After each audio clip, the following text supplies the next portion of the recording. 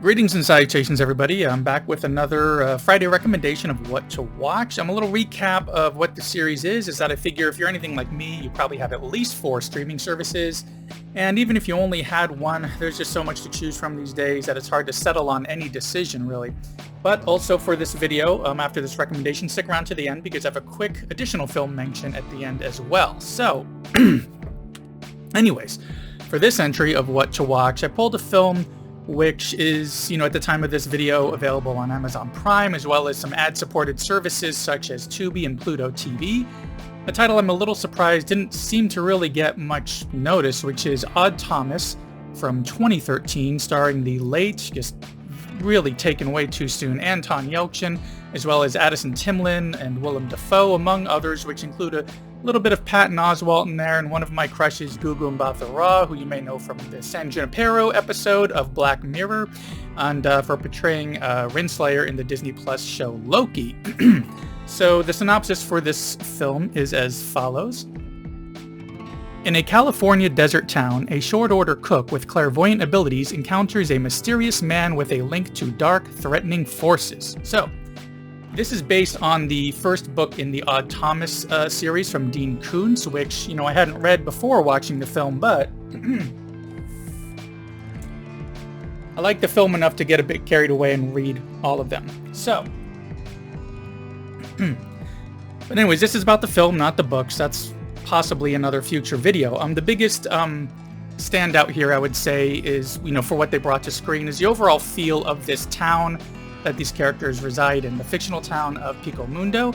It comes across not so much as a small town, but one with a really friendly, small town kind of feel. Very laid back, and characters like our titular one, Odd Thomas, all seem, pretty close. As the synopsis says, Odd has clairvoyant abilities. He can kind of like see the spirits, of these dead, though he can't really, he can't hear them or interact with them. But in an opening scene, they set it up very easily to kind of get you on board with what to expect with a situation, showing a spirit kind of guiding him towards something that he needs to, like as he says, just do something about.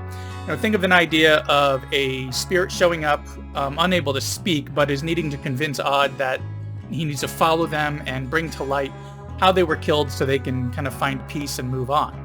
So not all spirits, though. There's actually, some that hang around for other reasons. In the books, they have a lot more of them, but in the movie, they still work in one that definitely puts in some comedic relief here.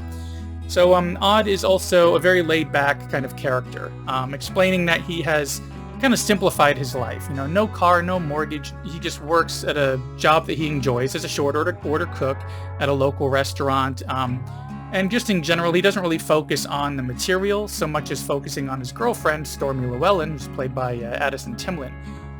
Both in the way that these characters are written and what these two actors bring to the screen, they have this amazing chemistry. Having these characters, having known each other since they were little kids, they are undoubtedly 100% committed and in love with each other in a way that somehow doesn't come across as like sickeningly sweet so much as something that you might even look up to.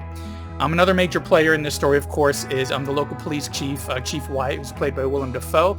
Along with Stormy, he also knows about Odd's abilities. Even if, some others in the town just kind of know that there's something different about him.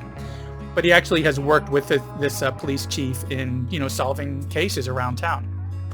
But the main meat of this story is that these creatures called Bodaks that appear, which only Odd can see, he can kind of see them circling around town. So basically when these things show up, it means that some sort of trouble is about to happen. But he's seeing them more and more, and he's seeing many more of them than he ever has. So he knows that something really terrible is going to be coming, and they seem to be very focused around one man. And then here we go. We get the mystery. What are these, what are these Bodaks so interested in? What is it about with this strange man that they're following around? And it's up to Odd to kind of use his powers in a way to investigate and try to stop whatever that bad thing is that's going to be happening. He gets little flashes about what to expect. Some characters have dreams about stuff that feel like a premonition. And at its core, though there are a lot of horror elements to this, it's mainly a mystery, like a supernatural mystery involving, what threat this town is under, and more and more, as more and more signs kind of come to light. A psychic investigative mystery with some great characters who have an amazing chemistry both in how they are written and how the actors portray them, set against what I would call a big small town.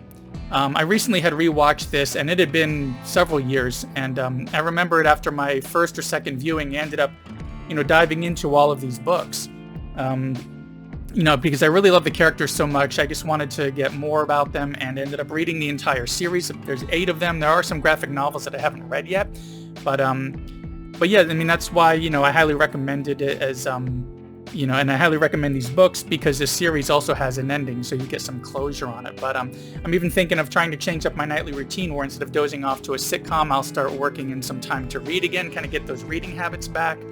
Because the last time I read these were sometime in 2018, and a lot's happened since then. Something about a virus on the news in 2020 through, I don't know. So I have forgotten a lot about them, but after rewatching this movie, I was only a couple minutes in, and it reminded me of these characters where I really want to reread these books as well. But anyways, back to the film, because I'm rambling way too much, as I often do. Like I said, this one is great and is currently available on Amazon Prime. It's on Tubi as well as Pluto TV, and I highly recommend it. You should definitely check it out. And speaking of checking out, wait, I got one more thing here real quick. So, although I really love this film, and I highly recommend it, it can be a bit heavy in spots. It is that mystery, it is a bit dark, particularly like some stuff around the ending as this threat really kind of unfolds. So, if you like, the late Anton Yelchin's work in this film and want to follow it up, let me suggest Burying the X from 2014. This is, just 1 year later, which not only stars Anton Yelchin, but also Alexandra Daddario, who I believe is in the Mayfair Witches show, and it's directed by Joe Dante, and it's much lighter, much more of a comedy about a guy whose ex dies but comes back as a zombie. You don't really need to know anything more than that to go in. It's just a very silly zombie fun with another great cast, and it's also available on Tubi. So unless you go to the paid rental route. But anyways, that's all I got for this quick little entry here. Odd Thomas, and if wanting something silly, or maybe have like a little double feature, Work in Burying the X, both are available on Tubi. Like I said, Odd Thomas is on Amazon Prime. So, anyway, sound off in the comments. Have you seen either one of these films? Have you read the books? And more importantly, if you have read the books and have seen Odd Thomas, what do you think about the changes that they had to make? Especially around stuff with Elvis and Oz, especially. If you read the books, you know what I'm talking about. But anyways, thanks for sticking around to the end, and I will see you in the next one.